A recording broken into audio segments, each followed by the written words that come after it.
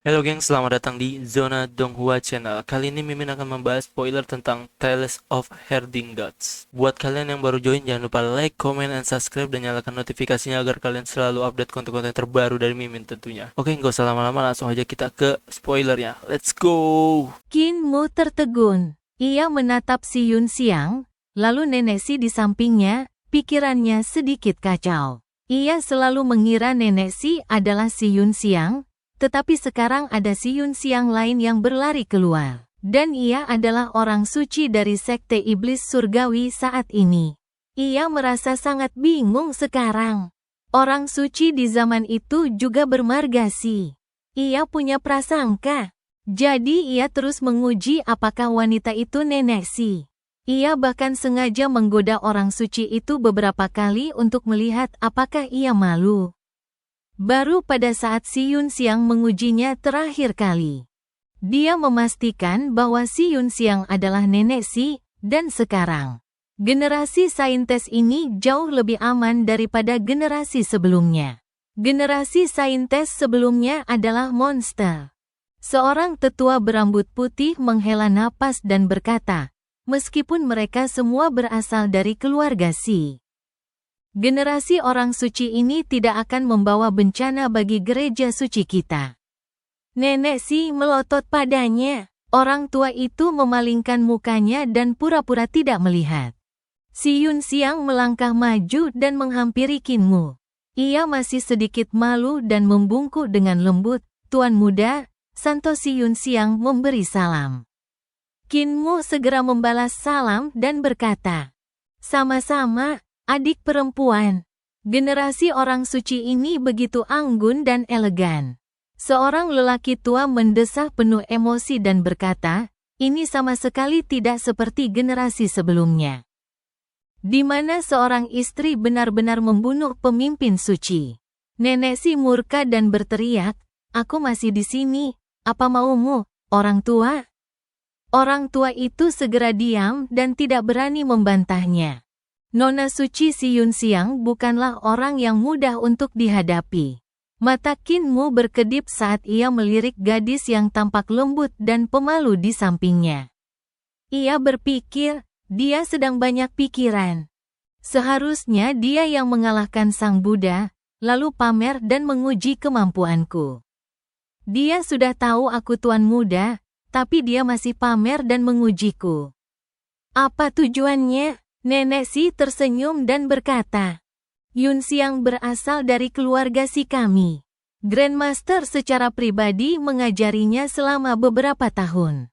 Grandmaster telah menemukanmu sebelum beliau menemukannya. Setelah bertemu dengannya, beliau menyesal bahwa jika beliau bertemu dengannya lebih awal, beliau tidak akan memilihmu. Qin Mu menatap si Yun Xiang, dan kebetulan si Yun Xiang sedang menatapnya. Tatapan mereka bertemu, dan Qin Mu melihat ketidakpuasan di mata si Yun Xiang yang tampak lembut. Qin Mu tersenyum sedikit. Si Yun Xiang seharusnya dibina oleh leluhur muda sesuai dengan aturan pemimpin. Dan kemudian membiarkan dia dan Qin Mu mengikuti ujian akhir Akademi Tai di tahun yang sama juga dimaksudkan untuk membandingkan keduanya. Qin Mu tidak pernah tahu bahwa akan ada persaingan antara dia dan gadis ini. Namun, Qin Mu berprestasi sangat baik dalam ujian tersebut, sehingga ia mengalahkan Taoist Ling Yun hingga menjadi kaisar. Apapun yang dilakukan si Yun Xiang, ia akan selalu kalah, dan mustahil baginya untuk mengalahkannya.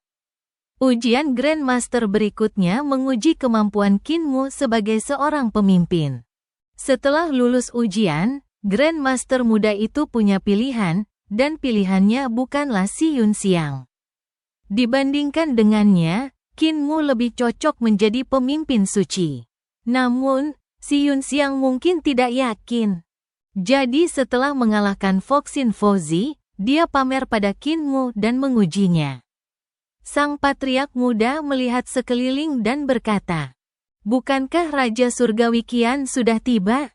Belum. Leluhur muda itu mengerutkan kening. Raja Qian Tian selalu orang yang tidak sabaran. Apapun yang terjadi, Ia selalu menjadi yang pertama bergegas maju.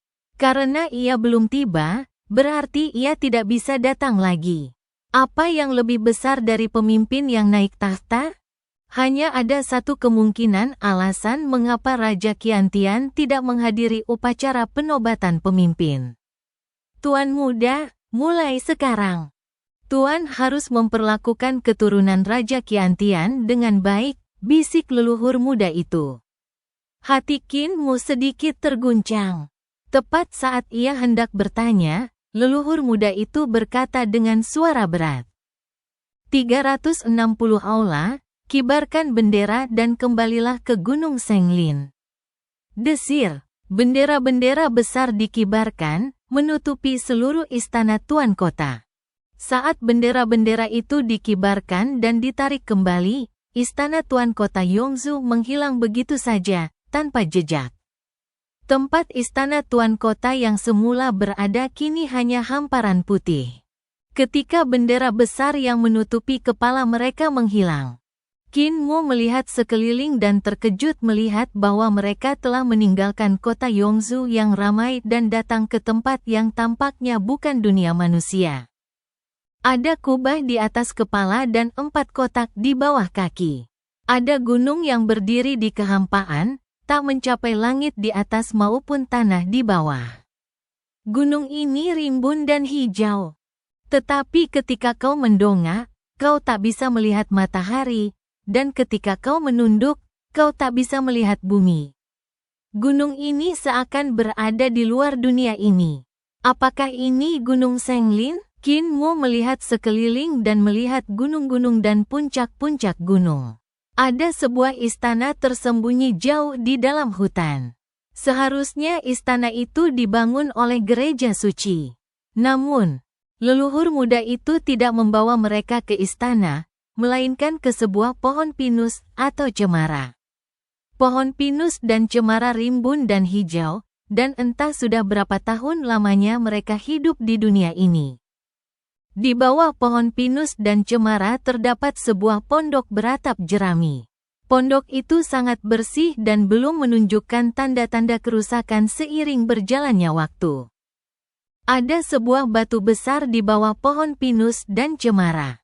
Leluhur muda itu pun datang. Para kepala dari 360 aula, 12 tetua yang melindungi agama, 8 inspektur, 3 raja surgawi yang menjaga agama, dan para pelindung kiri dan kanan duduk di bawah. Sang patriark muda memberi isyarat kepada Qin Mu untuk maju dan berkata, gunung ini awalnya ada di bumi.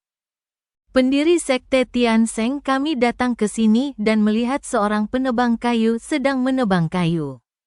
Ia mengincar pohon pinus dan cemara ini. Sang penebang kayu mengayunkan kapaknya dengan begitu cermat sehingga seolah-olah mengandung prinsip-prinsip mendalam yang tak terhingga. Dan setiap kali kapak itu mengenai pohon pinus dan cemara, pohon itu akan tumbuh kembali ke keadaan semula. Sang pendiri menyadari bahwa ia telah bertemu dengan seorang bijak, meminta nasihat sang penebang kayu. Sang penebang kayu berceramah kepadanya di bawah pohon ini selama beberapa dekade.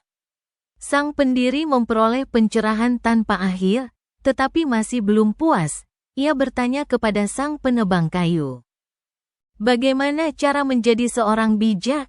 Qin Mu mendengarkan dengan saksama. Tuan muda itu berhenti sejenak dan melanjutkan, penebang kayu berkata bahwa untuk menjadi orang suci, seseorang harus membangun kebajikan, jasa, dan perkataan.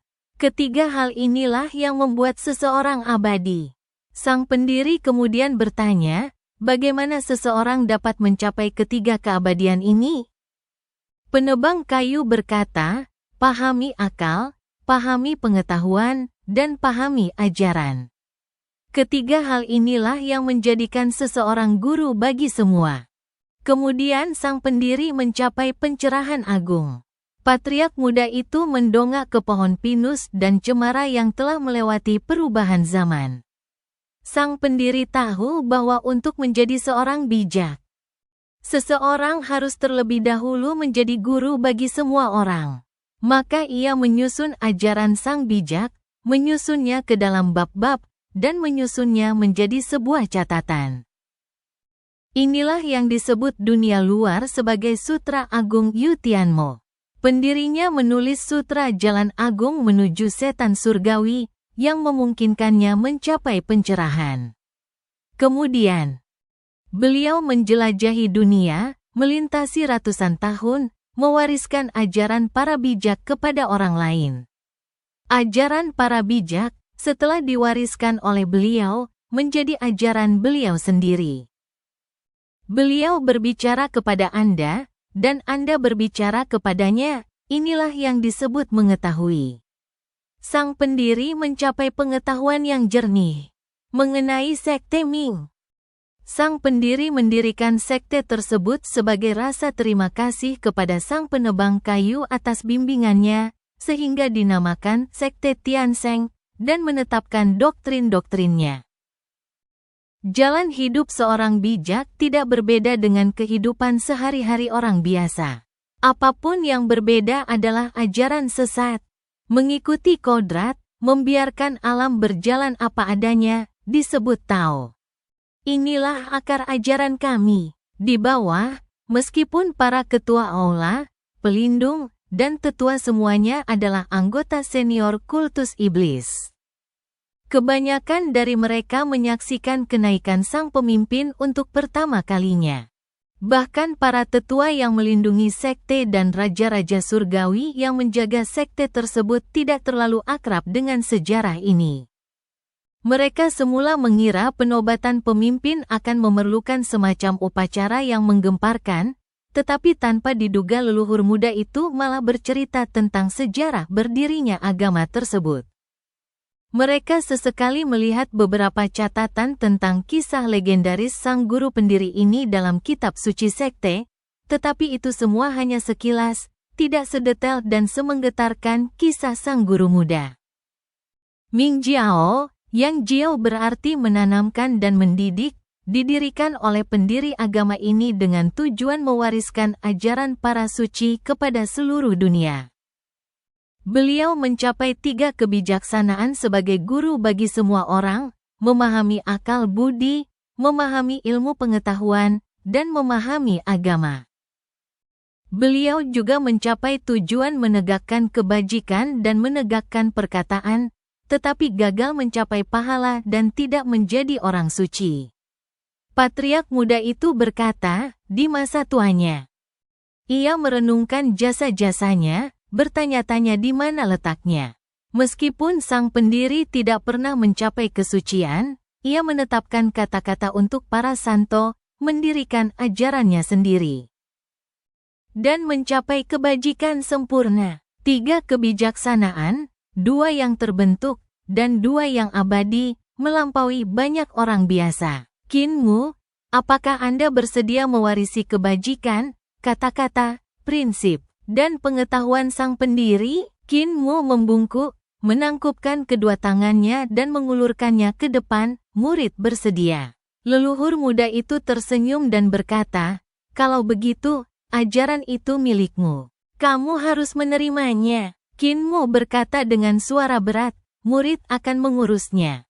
Leluhur muda itu tersenyum kecil dan berkata, duduklah di atas batu itu. Kinmu berjalan maju dan duduk di atas batu di bawah pohon pinus dan cemara. Patriark muda itu menunduk dan berkata dengan suara berat, batu ini adalah batu bijak. Tempat duduk bijak. Penebang kayu yang mengajar pendiri sekte adalah seorang bijak yang diutus dari surga. Ia tidak memiliki hubungan darah dengan patriark. Juga tidak memiliki kepentingan pribadi dalam hubungan tersebut. Ia hanya menjadi guru patriark, mewariskan keahliannya kepada patriark dalam pencarian kebenarannya. Orang yang duduk di batu bijak ini adalah pemimpin sekte, tetapi ia juga adalah guru bijak sekte saya. Tatapannya menyapu ke arah para pemimpin aula, para tetua pelindung, para inspektur, raja-raja surgawi, dan para pelindung, Lalu dia berkata dengan suara yang dalam, "Kalian, mohon beri penghormatan kepada guru suci sebagai murid." Para kepala 360 aula, 12 tetua pelindung, 8 inspektur, 3 raja surgawi, dan pelindung kiri dan kanan semuanya datang bersama para murid. Santo si Yunxiang ragu sejenak, tetapi harus melakukan upacara murid. Murid memberi penghormatan kepada sang guru suci. Suara semua orang bergema serempak, bergema di seluruh gunung Senglin. Leluhur muda itu menatap Nenek Si dan berkata dengan suara berat, "Li Tianxing, pemimpin baru telah naik takhta, dan kau belum muncul. Dan kau belum mewariskan keahlianku kepada orang lain.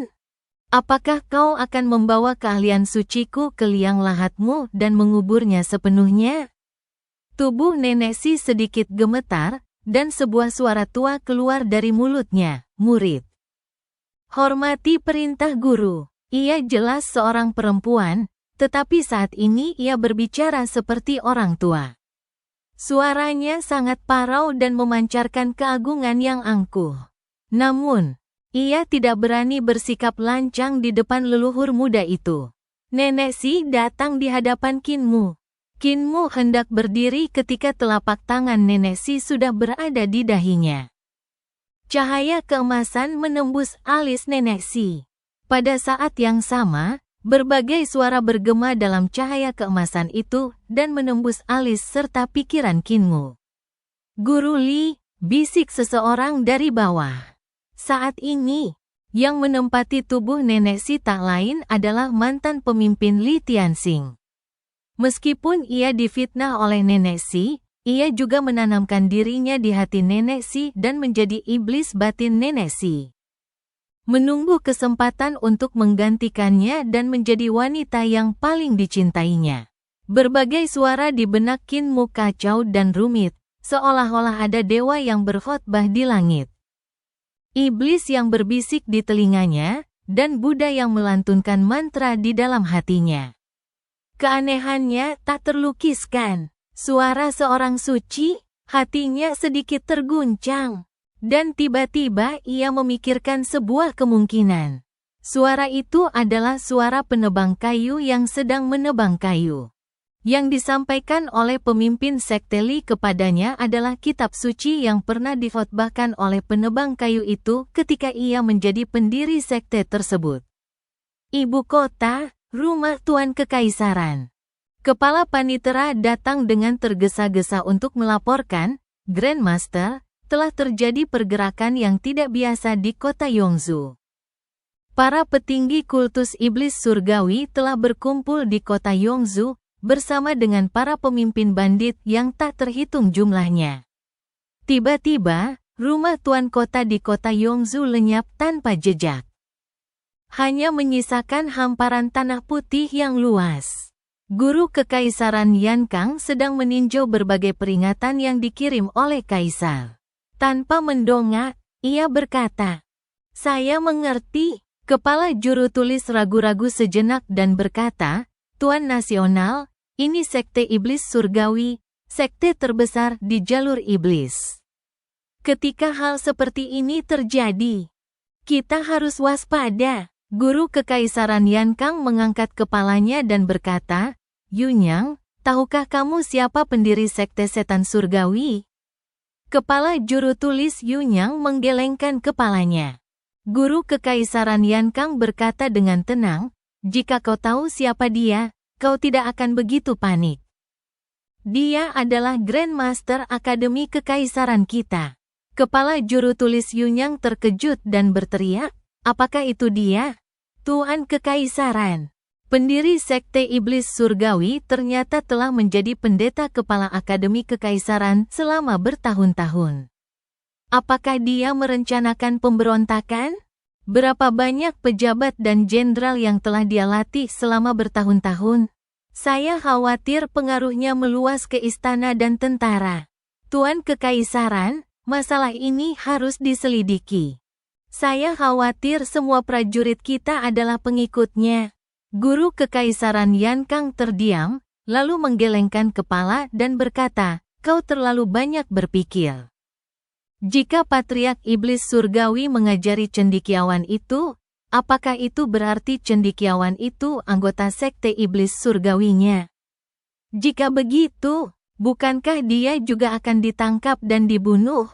Ia berdiri dan berjalan perlahan, tatapannya tajam saat berbicara.